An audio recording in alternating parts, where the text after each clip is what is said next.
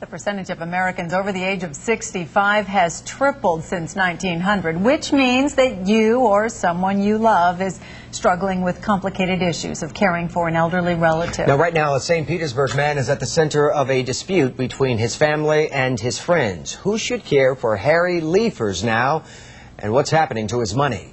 10 News reporter Jennifer Howe has tonight's 10 News Extra. Harry loves life. He's a real bright man, very well spoken, very, very good with people.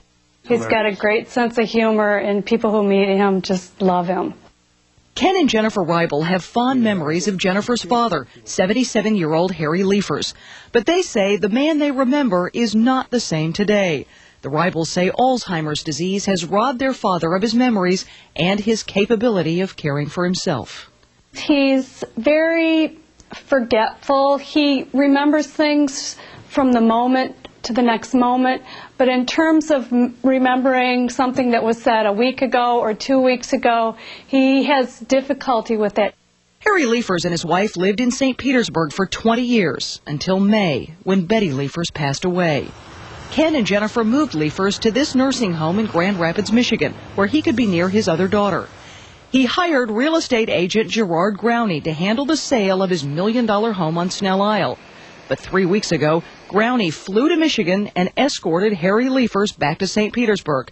Liefers was always free to leave the facility, but for 3 weeks, his family didn't know where he'd gone.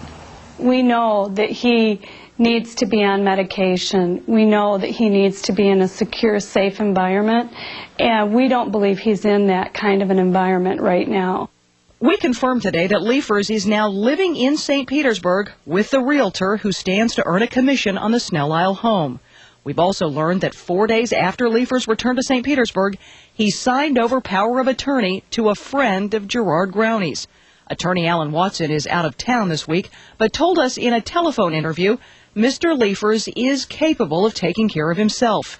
Watson also said Liefers understands exactly what he's doing. He also told us Liefers simply doesn't want to talk to his family. Both sides appear to agree on the events that have transpired over the past 3 weeks. What they don't agree on is whether or not Harry Liefers is mentally capable of making the decisions he's making.